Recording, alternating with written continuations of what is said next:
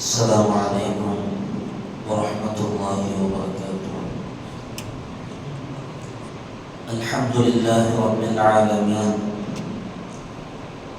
والعاقبة للمتقين، الصلاة والسلام على أشرف المرسلين وعلى آله وصحبه أجمعين، أما بعد. فقد قال الله تعالى في القرآن العظيم والفرقان المجيد: أعوذ بالله من الشيطان الرجيم، بسم الله الرحمن الرحيم. ولله ملك السماوات والأرض والله على كل شيء قدير. صدق الله العلي العظيم. وقال نبينا وحبيبنا وسيدنا وقرة أعيننا وثمرة فؤادنا محمد رسول الله صلى الله عليه وسلم: من نفس عن مؤمن قربة من قرب الدنيا نفس الله عن قربة من قرب يوم القيامة. صدق النبي صلى الله عليه وسلم. எல்லா புகழும் புகழ்ச்சியும் ஏக இறைவனாகிய அல்லாஹ் ஒருவனுக்கே உரித்தாவுக. அவனின் சாந்தியும் சமாதானமும் ஈருலக வேந்தர் முஹம்மதுர் ரசூலுல்லாஹ் ஸல்லல்லாஹு அலைஹி வஸல்லம் அவர்களின் மீதும் அவர்களின் நடிச்சுவடை அப்படியே அடிபரலாமல் பின்பற்றி இருந்த உத்தம சத்திய சஹாபாக்கள், தாபிஈன்கள், தபஉ தாபிஈன்கள், நாதாக்கள், சுஹதாக்கள், அவுலியாக்கள், நம் பெற்றோர்கள், உஸ்தாதுமார்கள், மனைவி மக்கள், இங்கே அமர்ந்திருப்பவர்கள், இன்னும் வர இருப்பவர்கள், நம் ஊர்வாசிகள், அயல்வாசிகள், உலக முஸ்லிம்கள் அனைவர்களின் மீதும் என்றென்றும் குறைவின்றி நிறைவாக நின்று நிலவட்டுமாறு.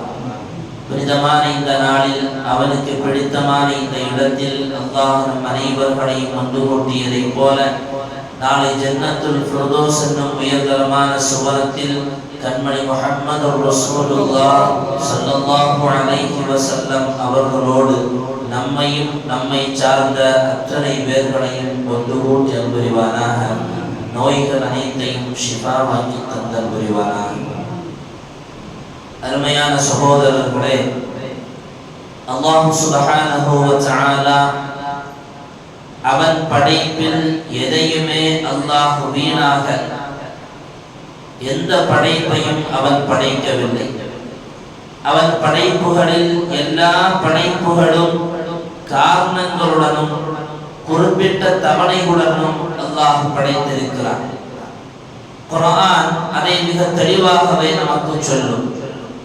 அவலம் யதஃபக்கரு ஃபீ அன்ஃபுஸிஹிம், தங்களுக்குள்ளே எத்தனை அதிசயங்கள் புதைந்து கிடக்கிறது என்பதை பற்றி அவர்கள் சிந்திக்க வேண்டாமா?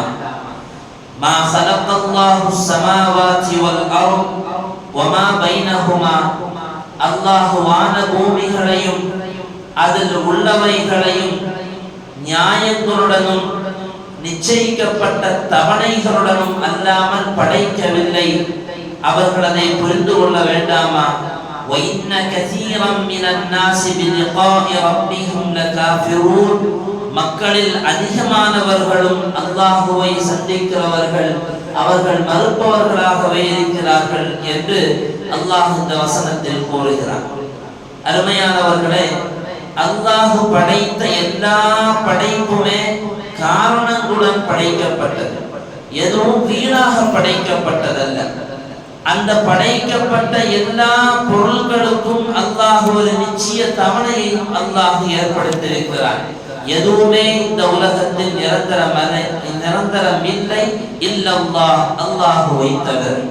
அது கஅபாவாகட்டும், நபிமார்களாகட்டும், குர்ஆன் ஆகட்டும், சிறப்பிற்குரிய எதுவாக இருந்தாலும் சிறப்பிற்குரியதல்லாத எதுவாக இருந்தாலும் படைத்த ரப்பை தவிர வேறு எதுவும் இந்த உலகத்தில் நிரந்தரமும் இல்லை. படைக்கப்பட்ட இறைவனின் படைப்புகள் எல்லாம் காரணங்களோடு படைக்கப்பட்டவை. அல்லாஹ்வுடைய படைப்பை பற்றி நீங்கள் சிந்தியுங்கள். அதில் அதிசயங்கள் இருக்கிறது என்று இந்த வசனத்தில் நாம் பார்த்தோம். ரப்பினுடைய படைப்பை பற்றி சொல்லுவதாக இருந்தால் ஹதரத் முஹம்மது ரசூலுல்லாஹ் ஸல்லல்லாஹு அலைஹி வஸல்லம் அவர்களின் ஒரு ஹதீஸ் மிக அதற்கு உகந்ததாக இருக்கும். பெருமானார் அவர்கள் சொன்னார்கள், அனஸ் இப்னு மாலிக் ரலியல்லாஹு அன்ஹு அவர்கள் அறிவிக்கின்ற ஹதீஸ், லம்மா ஹலகல்லாஹுல் அர்த ஜஅலத் தமீது, அல்லாஹ் பூமியை படைத்தான், அது ஆடிக்கொண்டே இருந்தபோது அதன் மீது அல்லாஹ் மலையை அமைத்தான். அது அமைத்த போது அந்த பூமி ஆடிக்கொண்டிருந்தது, அப்படியே இஸ்தகர்ரத், அந்த பூமி அப்படியே நிலையாக நின்றது. அதற்கு பின்னால் அந்த பூமிக்கு அசைவு ஏற்படவில்லை. இதை நிதர்சனமாக முஷாஹதத்தன் கண்கூடாக பார்த்து கொண்டிருந்த மலக்குமார்கள் அல்லாஹ்விடத்தில் சொன்னார்களாம், யா அல்லாஹ் ஃபஅஜபத்தில் மலாயிகா மின் ஷித்தத்தில் ஜிபால், அந்த மலையினுடைய பலத்தை பார்த்த மலக்குமார்கள் அப்படியே மலர்ந்து போய் ஆச்சரியத்தோடு நின்றவர்கள் அல்லாஹ்விடத்தில் கேட்பார்கள், யா அல்லாஹ் ஹல் மின் ஹல்கிக ஷைஉன் அஷத்து மினல் ஜிபால், உன்னுடைய படைப்பில் மலையை விடவும் மிக கடினமான மிகவும் சக்தி வாய்ந்த படைப்பு எதுவும் இருக்கிறதா என்று கேட்கிற பொழுது அல்லாஹ் சொல்லுவான், ஆமா, இரும்பு என்று அல்லாஹ் சொன்னான். மலையை விடவும் சக்தி வாய்ந்த படைப்பு இரும்பு. இன்றைக்கு பார்க்கிறோம், இரும்பை கொண்டு எந்த மலை சக்தி வாய்ந்தது என்று மலக்குகள் கண்டு ஆச்சரியப்பட்டார்களோ அந்த மலைகளை கூட குடைந்தெடுக்கக்கூடிய இரும்புகளை பார்க்கிறோம். எனவே தான் ரப்பு சொன்னான், இரும்பு அது மலையை விடவும் மிக சக்தி வாய்ந்தது என்பதாக. மீண்டும் மலக்குகள் கேட்டார்கள், யா அல்லாஹ், இந்த இரும்பை விடவும் சக்தி வாய்ந்த படைப்பில் இருக்கிறதா? நஅம், இருக்கிறது, நெருப்பு என்று சொன்னார். எந்த மலையை குடைந்ததோ அந்த இரும்பை வளைப்பதற்கும் உருக்குவதற்கும் அதற்கு ஒரு வடிவத்தை கொடுப்பதற்கும் இந்த நெருப்பு இலகுவாக இருக்கிறது என்று சொன்னால், இரும்பை கூட வளைத்து பார்க்கிற நெருப்பு, அந்த நெருப்பு இரும்பை விடவும் பலம் வாய்ந்தது என்று ரப்பு சொன்னார்.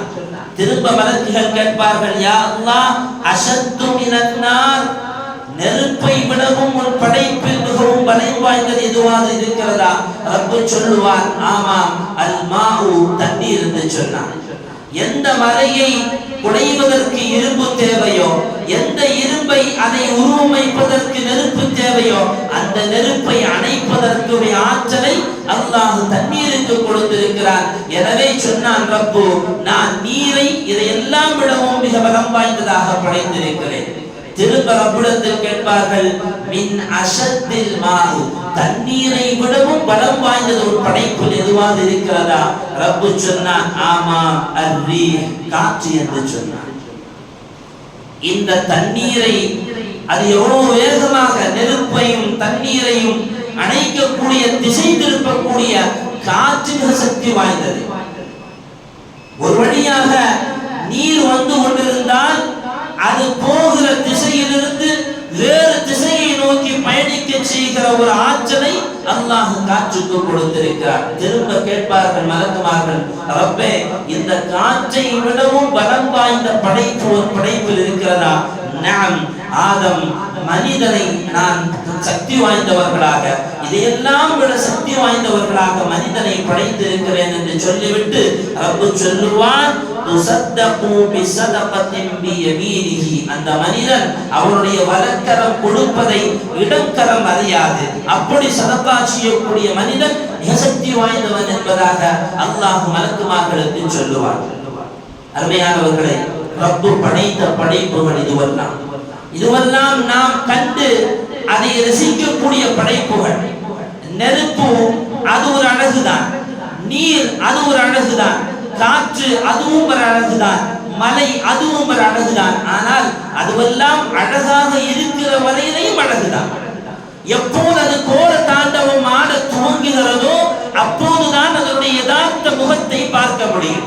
அதுவரையிலையும் ரப்பனுடைய படைப்பான எல்லாம் அழகுதான். அல்லாஹ்வுடைய படைப்பு எதுவும் வீணாக படைக்கப்பட்டதல்ல. உதாரணமாக காற்றை எடுத்துக் கொள்ளலாம். ரப்பு தந்த மிகப்பெரிய ஒரு அருள்கொடை இந்த காற்று. வெயில் காலங்களில் கொஞ்சம் மரம் அசையாதான், காற்றினுடைய திசை மரத்தை நோக்கி வீசாதான், அதிலிருந்து நமக்கு வருகிற காற்று சுகத்தை தருமை என்னை ஏங்கி தவிர வைக்கிறதாம். காற்று நமக்கு மிகப்பெரிய ரஹ்மத், காற்று மிகப்பெரிய அருள். காற்று இல்லாமல் மனிதன் உலகத்தில் வாழ முடியாது. காற்றை பற்றி சொல்லுகிற பொழுது, அதனுடைய பலத்தை பற்றி சொல்லுகிற பொழுது, அதற்கு சுலைமான் நபி அலைஹிஸ்ஸலாம் அவர்களுடைய வரலாறை குர்ஆன் நமக்கு சொல்லித் தரும். வலி சுலைமான் நபி அலைஹிஸ்ஸலாம் அவர்களுக்கு அல்லாஹ் காற்றை வசப்படுத்தி கொடுத்திருந்தார். சுலைமான் நபி நினைக்கிற நேரத்தில் காற்றை ஏவுவார்கள். அந்த காற்று அவர்கள் எங்கே செல்ல வேண்டும் என்று நினைக்கிறார்களோ அங்கே அவர்களை கொண்டு போய் நிறுத்தும். இந்த ஆயத்தினுடைய தஃசீர்களில் இமாம் பெருமக்கள் எழுதுவார்கள், ஹதரத் சுலைமான் நபி அலைஹிஸ்ஸலாம் அவர்களுக்கு அல்லாஹ் ஒரு மரத்திலான விரிப்பை கொடுத்திருந்தார். சுமார் 6 லட்சம் நாற்காலிகளை கொண்ட அந்த மரத்திலான விரிப்பு, அதற்கு மேலால் சுலைமான் நபி அலைஹிஸ்ஸலாம் அவர்கள் அமர்வார்கள். அவர்களுக்கு பக்கத்தில் போடப்பட்டிருக்கக்கூடிய அந்த இருக்கைகளில் சுலைமான் நபி அடுத்து அமர்ந்திருப்பவர்கள் இறைநேச செல்வர்களான மனிதர்கள் அமர்ந்திருப்பார்கள். அவர்களை அடுத்து அங்கே அமர்ந்திருப்பவர்கள் ஜின்கள் அமர்ந்திருக்கும். மூமினான சுலைமான் நபி அலைஹிஸ்ஸலாம் அவர்களை ஈமான் கொண்ட ஜின்கள் அவர்களோடு அமர்ந்திருக்கும்.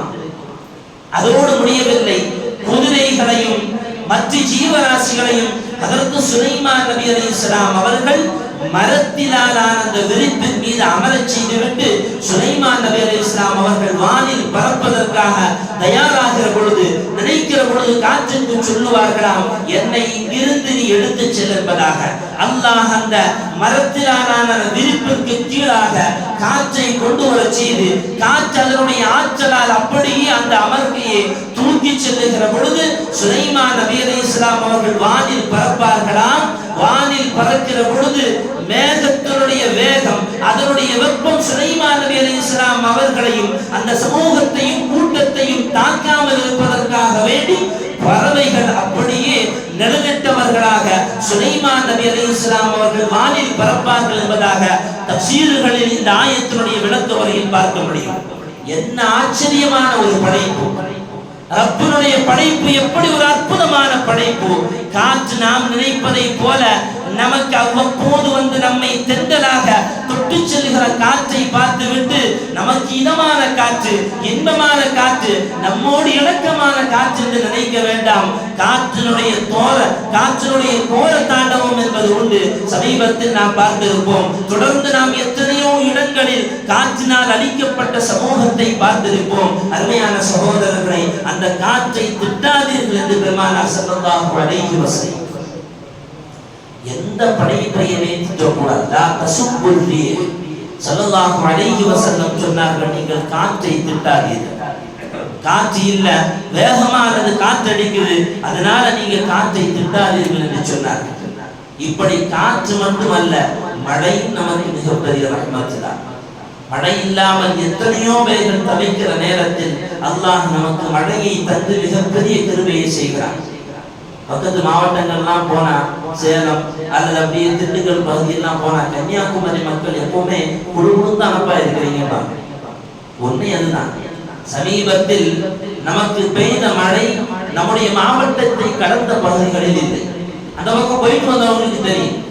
அல்லாஹ் மிகப்பெரிய ரஹ்மத்தாக அல்லாஹ் மழையை வைத்திருந்தால் கன்னியாகுமரி மாவட்ட மக்களுக்கு அதை விட பெரிய ரஹ்மத்தாக வைத்திருக்கிறார். மழை இல்லாத மற்ற மாவட்டங்கள் இருக்கிற நேரத்தில் கூட அல்லாஹ் நமக்கு மழையை தந்திருக்கிறார். குர்ஆன் சொல்லும், ஹுவல்லதி அன்ஸல மினஸ் ஸமாஇ மாஅன், வானிலிருந்து அல்லாஹ் மழை இறக்கியிருக்கிறார்.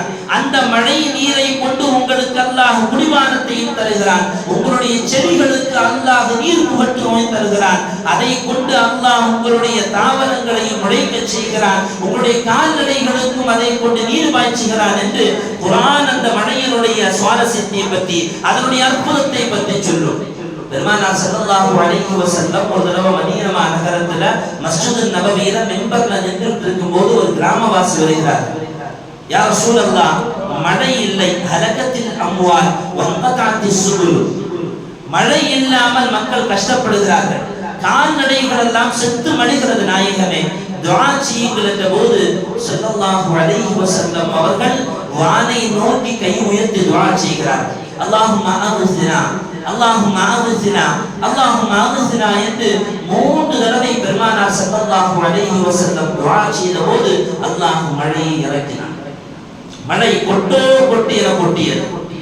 மதீனாவுடைய தெருவோரங்களில் எல்லாம் நீர் பெருக்கெடுத்து ஓட ஆரம்பித்தது. ஒரு வாரம் பெய்த பேய் மழை மதீனாவில் இருக்கக்கூடிய கால்நடைகள் எல்லாம் மூழ்கி போக ஆரம்பித்தது. மதீனாவுடைய மக்களுக்கு பெரிய சோதனையாகவும் அந்த மழை மாறியது. பெருமானார் ஸல்லல்லாஹு அலைஹி வஸல்லம் அடுத்த வாரம் வெள்ளிக்கிழமை ஜும்ஆவில் மேடையில் இருக்கிற பொழுது அதே அராபியான மனிதன் கிராமவாசி வந்து சொல்வார், யா ரசூலல்லாஹ், எங்களுக்கு மழை போதும் என்ற போது பெருமானார் அவர்கள் மீண்டும் வானை நோக்கி கை உயர்த்தினார்கள். சிரித்துக் கொண்டே கை உயர்த்திய நாயகம் சொன்ன வார்த்தை, அல்லாஹும்ம ஹவாலைனா வலா அலைனா, ரப்பே, இந்த மழையை எங்களை சுற்றிருக்கும் பகுதிகளில் எங்களுக்கு ஆபத்து இல்லாமல் நீ இதை நீக்கிவிடு, எங்களுக்கு ஆபத்தை இதனால் தந்து விடாது என்று பெருமானார் ஸல்லல்லாஹு அலைஹி வஸல்லம் துஆ செய்ய அந்த மழை அங்கிருந்த அப்படியே நீங்கி செல்கிறது. மழையும் நமக்கு ஒரு ரஹ்மத், காற்றும் நமக்கு ஒரு ரஹ்மத். ஆனால் இதுவெல்லாம் நமக்கு ஆபத்தாகவும் வந்து சேரும். எந்த காற்று நமக்கு ரஹ்மத்தாக இருக்கிறதோ, எந்த காற்று நமக்கு மழை நமக்கு ரஹ்மத்தாக இருக்கிறதோ, அதுவெல்லாம் சில நேரங்களில் நமக்கு ஆபத்தாகவும் அமையும்.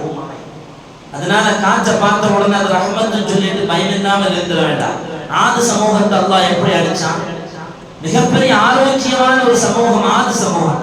ஹூத் நபி அலைஹிஸ்ஸலாம் அவர்களுக்கு அனுப்பப்பட்ட சமூகம் தான் ஆது. வஃபி ஆதின் இதா அர்சல்னா அலைஹிம் ரீஹல் அகீம். குர்ஆன் பேசுகிறது ஆது சமூகத்தை எப்படி அடிச்சான் தெரியுமா? ரீஹல் அகீம், மலட்டுத்தன்மை உள்ள காற்றை கொண்டு அல்லாஹ் அழித்தான். காற்று அப்படி ஒரு காற்றை கேள்விப்பட்டிருக்கோமா? மலட்டுத்தன்மை காற்று. மலடிகள் என்று மாடு வகைகளில் விலங்குகளில் பார்த்திருப்போம், மனிதர்களில் பார்த்திருப்போம். குர்ஆன் அந்த காற்றை பற்றி சொல்லுகிறது, அர்-ரீஹல் அகீம், மலட்டுத்தன்மை உள்ள காற்றை கொண்டு அது வீசுகிற பகுதிகளில் சூறாவளி காற்றை போல இருந்த இடங்கள் அடையாளம் இல்லாமல் ஆக்குகிற காற்று என்று சொல்கிறார்கள். அகீம் என்ற காற்றிற்கான விளக்கம். ஆது சமூகம் மலைகளை குறைந்து வாழ்ந்தவர்கள். இதை போல ஒரு சமூகம் இந்த துன்யாவில் இருந்ததில்லை, இருந்தார்கள், அவர்களுக்கு பின்னால் இருக்கவில்லை, இனியும் இருக்க போவதும் இல்லை, யார் வரப்போவதும் இல்லை. அப்படி ஒரு படைப்பு அந்த ஆது சமூகம். மலைகளை குறைந்து வாழ்ந்தவர்கள் எண்ணம் எப்படி தெரியுமா?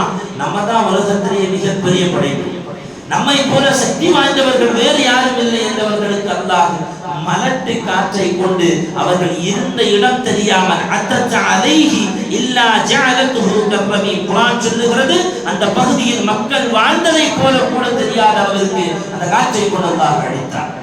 ஸல்லல்லாஹு அலைஹி வஸல்லம் மஸ்ஜித் நபவிக்கு வருகிறார்கள். வேகமா ஒரு காற்று வீசுகிறது.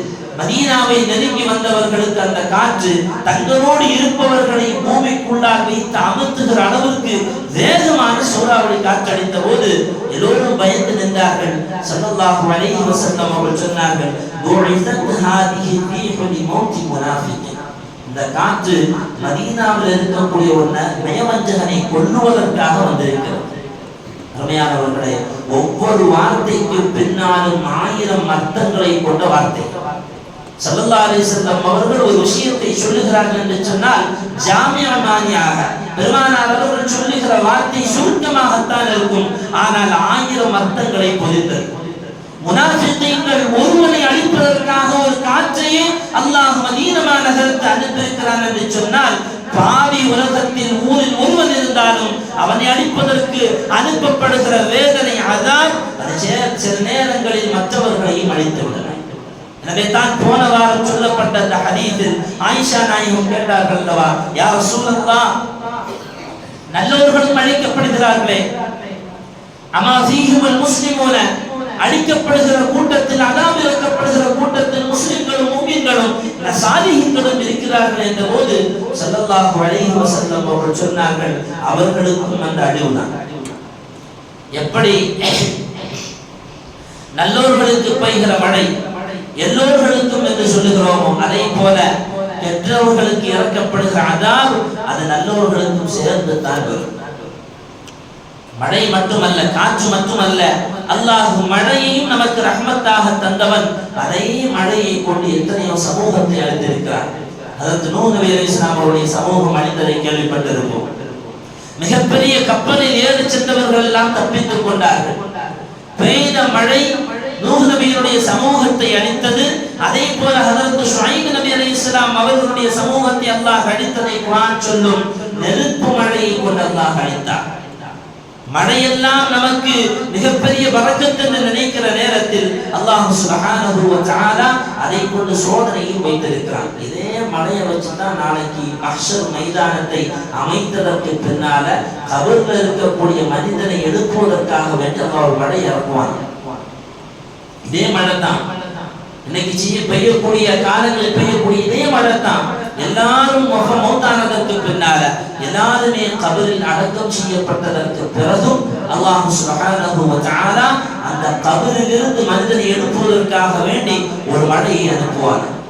அந்த மழை பெய்ததற்கு பிறகு புற்பூண்டுகள் எப்படி பூமியிலிருந்து மழை பெய்தால் முளைத்து வருமோ அதே போல மனிதன் அப்படியே கபரிலிருந்து எழும்பி வருவான்.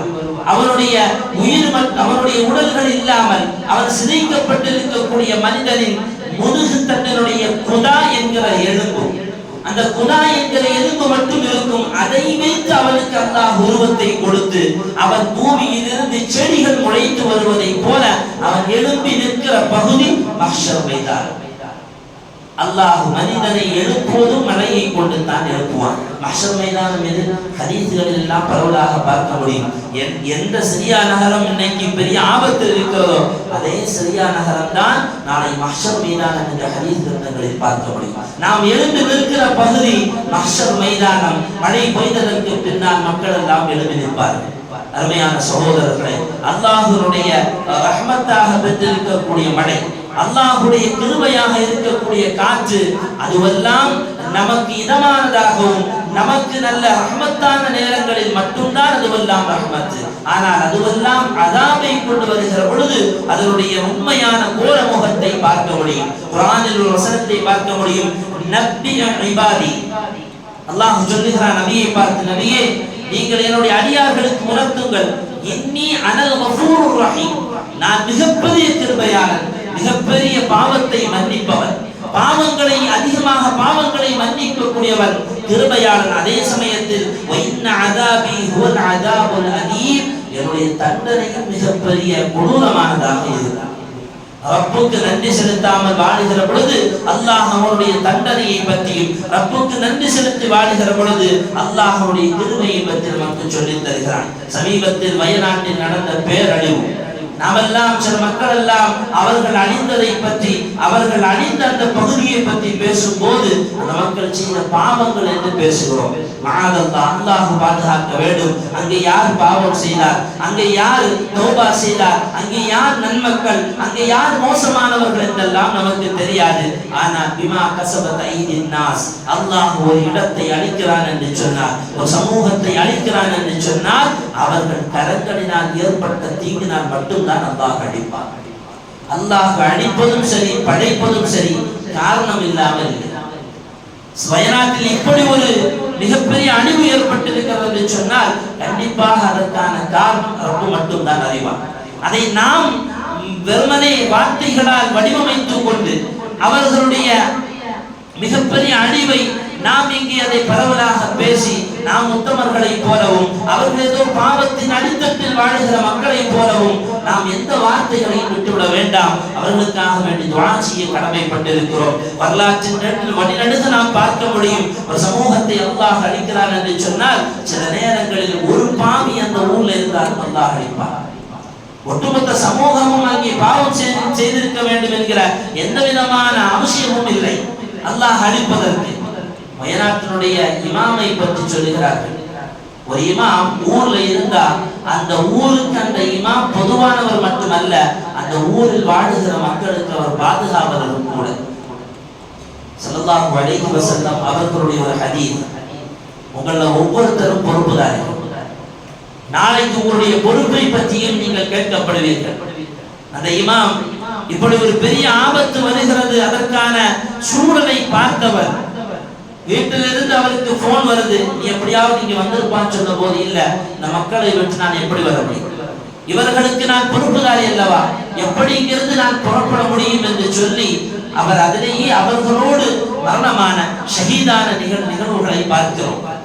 அங்கே வயநாட்டினுடைய அடிமை பற்றி வரலாறுகளை சொல்லுகிற பொழுது ஏராளமான தகவல்களை நாம் எல்லாம் பார்த்திருப்போம். இங்கே யாருக்கும் அதை பற்றி சொல்லி விளக்க வேண்டிய தேவை. தந்தை இல்லாமல் இருக்கக்கூடிய பிள்ளைகள் எத்தனையோ பேர்கள் இந்த பிள்ளைகளை நாங்கள் தத்தெடுக்கிறோம் என்று முன்வருகிறார்கள். கணவர் இல்லாமல் இருக்கக்கூடிய மனைவிமார்கள், பிள்ளைகள் இல்லாமல் தத்தளிக்கக்கூடிய பெற்றோர்கள், யாருமே இல்லாமல் ஒரு குடும்பத்தில் தனிமந்தனாக நிற்கக்கூடிய வெளிநாடு மக்கள், இப்படி எத்தனையோ வகை மக்களை சமீபத்தில் நடந்த வயநாட்டினுடைய அழிவில் நாம் காணொளிகளில் பார்க்கிறோம் என்றால், அருமையான சகோதரர்களை, அதுவெல்லாம் நமக்கு சொல்லுகிற பாடம் அல்லாஹுவை எந்த நேரங்களிலும் பயந்து வாழ வேண்டும். ரப்பை பயந்து வாழாமல் இருக்கிற பொழுது அல்லாஹ் இது போன்ற சோதனைகளை நமக்கு தந்து விடுவார். அந்த பகுதி அழிந்த இடங்களுடைய துவக்கத்தை காமிக்கிறார்கள். உண்மையிலேயே பார்த்தவர்கள் அல்லாஹுவை பற்றி அச்சமுள்ளவர்களுக்கு ரப்பு அளித்தால் எப்படி இருக்கும் என்பதற்கு நிதர்சனமாக ஆதை எப்படி அளித்தானோ, சமூதை எப்படி அளித்தானோ, லூத்தை எப்படி அளித்தானோ, நூஹ்னுடைய சமூகத்தை எப்படி அளித்தானோ, அதுவெல்லாம் நிதர்சனமாக குர்ஆனில் சொல்லப்பட்டதை நிதர்சனமாக அல்லாஹ் வயநாட்டினுடைய அந்த அழிவில் நமக்கு காமித்து தருகிறார்.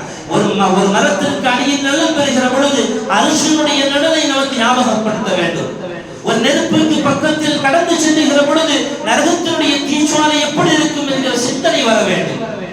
ஒரு சமூகம் அழிக்கப்படுகிறது என்று சொன்னால் ரப்பு அவருடைய அதாபை இறக்கினால் அது எவ்வளவு கொடூரமாக இருக்கும் என்பதை சமீபத்தில் நடந்த வயநாடை பார்க்கிற பொழுது நமக்கு நினைவுக்கு வர வேண்டும். அருமையான சகோதரர்களை, எனவே அவர்களை கொண்டு அல்லாஹ் நமக்கு பாடத்தை தந்திருக்கிறார். ஹஸனுல் பஸ்ரி ரலியல்லாஹு அன்ஹு அவர்கள் உட்கார்ந்து இருக்கும் போது பக்கத்துல இன்னொருத்தர் உட்கார்ந்து இருக்காரு. ஒரு மையத்து கொண்டு செல்லப்படுகிறது. ஹஸனுல் பஸ்ரி ரலியல்லாஹு அன்ஹு அவர்கள் கேட்பார்கள், கொண்டு செல்லப்படுகிற மையத்திற்கு அல்லாஹ் திடீரென ரூஹை கொடுத்தால் அவன் எப்படி வாழுவான்? ஹஸன் பஸ்ரி ரலியல்லாஹு அன்ஹு அவர்களுக்கு அந்த மனிதர் சொல்லுவார், அவர் அவருடைய பாவத்திற்கெல்லாம் மன்னிப்பு கேட்டு அல்லாஹ்விடத்தில் விமோசனம் பெற்று நல்ல மனிதனாக வாழுவார். அல்லாஹ் அவனுக்கு அப்படி ரூஹ கொடுப்பானா திரும்ப?